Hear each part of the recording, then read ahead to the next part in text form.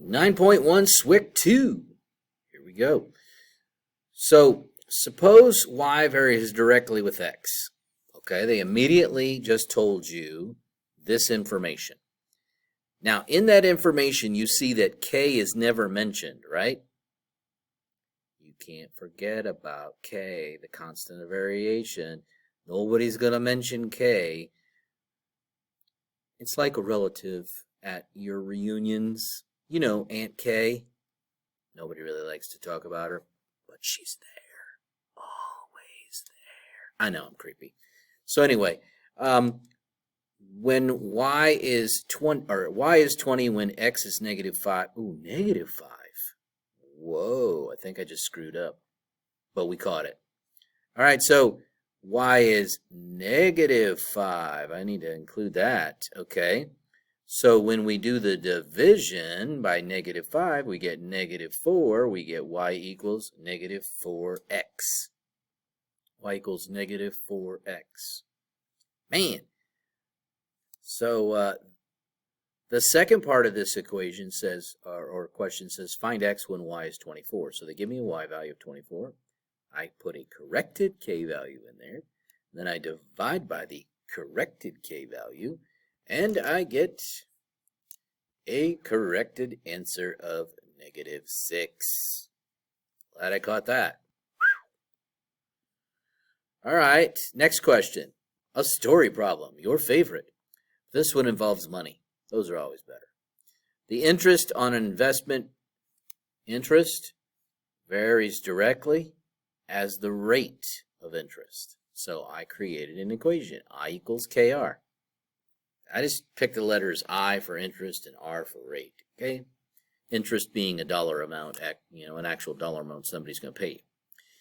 $50 is the interest when the rate is 4%. Now, don't get all hung up on, oh, do I need to make it 0.04? No, don't worry about that, okay? Because as long as we use the same structure on the second part, we will get the correct answer. Now, if we switched it up and did like 0.04 here and 9.1 over there, yeah, that would screw things up. But as long as we're consistent, so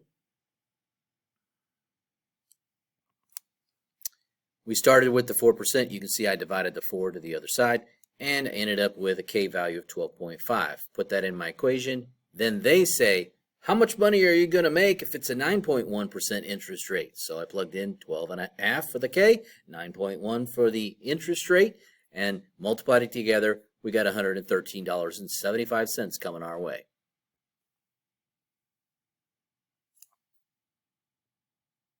Question 8. So if y equals 1/4 when x equals 4, find y when x equals 5, given that, oh, hey, they waited to tell me this to the very end of the question. All right, well, now I know that. Y equals kx. Don't forget k.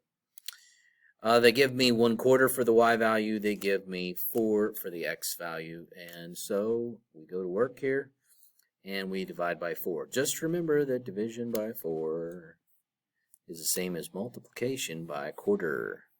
Okay? Same thing you learned in middle school. You get 1/16, right? There's a reason we're using a fraction. The fraction here being 1/16. Then they give me, what else do they give me? They give me an x value of 5.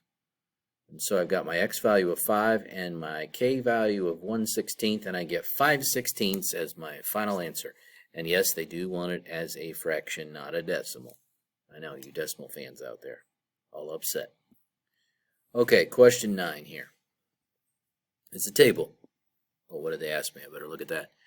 Do the data in the table represent direct variation or inverse variation? Oh, what's this inverse variation you talk about? Well, I know, that's a new one in town.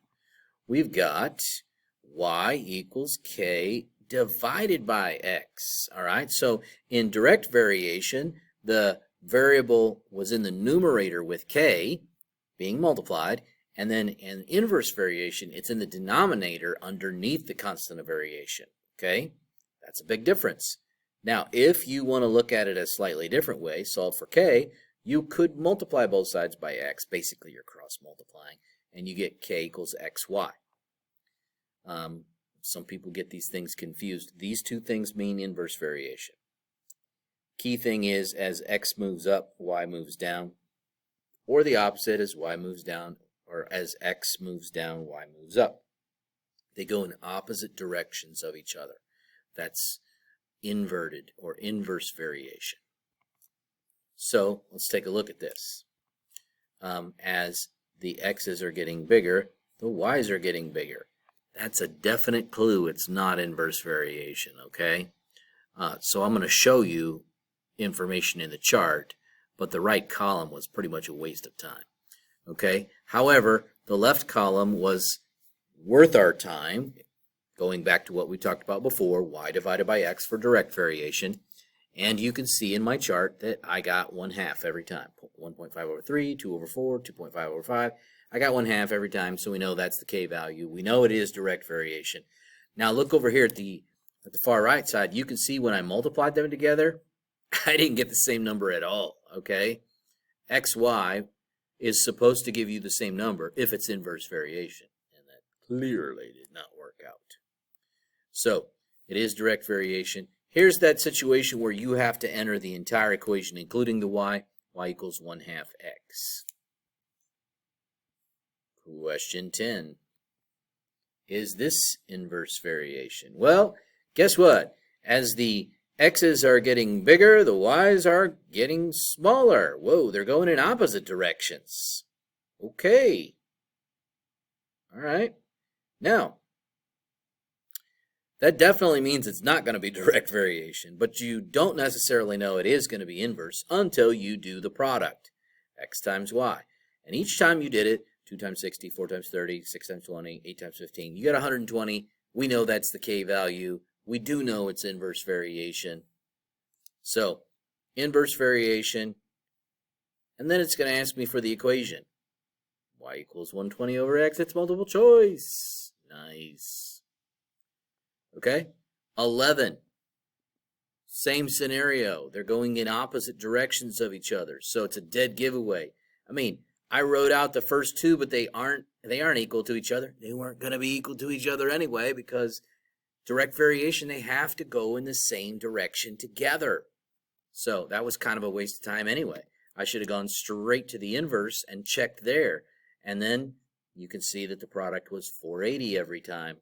So, yep, I got inverse variation and the equation y equals 480 over x, and that's enough for the Swyk. Bye.